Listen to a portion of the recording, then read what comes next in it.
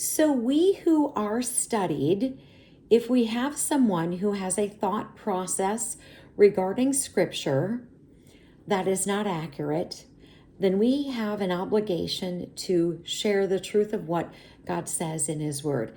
And oftentimes it's not a salvation issue. Pre-trib, post-trib, those aren't salvation issues, but this one actually is. And so let's start here with the scripture verses from 2 Timothy 3. This is verses 16 and 17. All scripture is given by inspiration of God and is profitable for doctrine, for reproof, for correction, for instruction in righteousness, that the man of God may be complete, thoroughly equipped for every good work. So believers are going to get it wrong. And I don't blame anybody who has it wrong. I was fooled by all the nonsense I was taught in the church as well from pastors who didn't read the word. But if somebody shows you scriptural evidence why you're wrong and you continue to believe that wrong thinking, that is a problem for you. So with all love and respect, let's actually get into this, because the thing that's missing today in schools, I should have been a lawyer, is being able to put together a complete thought with logical and reason. And we're missing that nowadays. And so I'm not trying to make anyone feel bad. That's not the purpose of this. But the videos that were done on hell, Sheol, Hades, and Gehenna, there was a purpose there that I did that at that time. So do you believe that everyone goes to heaven? Yes or no? And so this is a salvation issue. And this is why we have to talk about it, because there are people who do think that everybody goes to heaven. So now logically, why then burn up the evil if everybody goes to heaven? Because the Bible talks about that. What is the purpose of burning up the evil if everybody goes to heaven? That doesn't make any sense. It's not logical. And then what difference does it make if you believe Romans 10:9 or not then? What difference does it make what you believe? Why not believe that you're saved by flying pink elephants?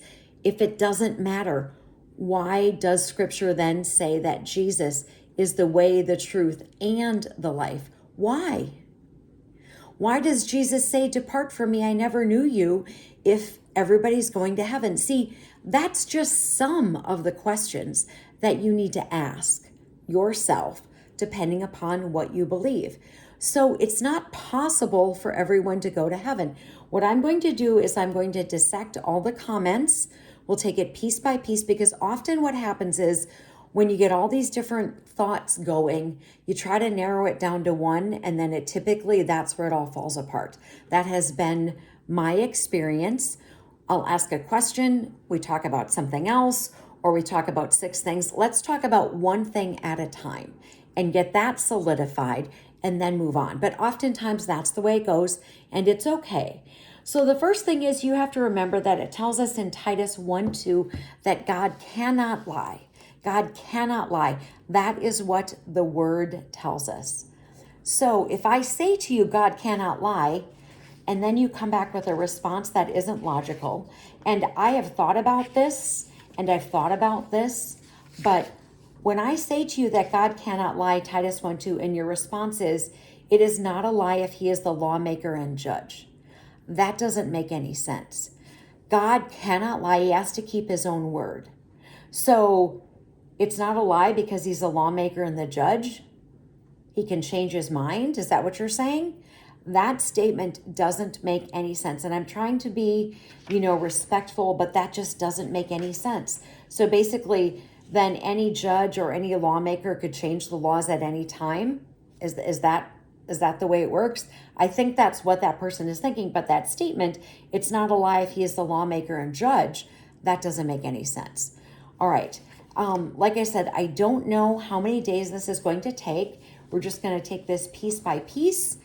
And I hope that you'll stick with me for these days. Armor up. We ride at dawn. May God bless you as always. Have a great day.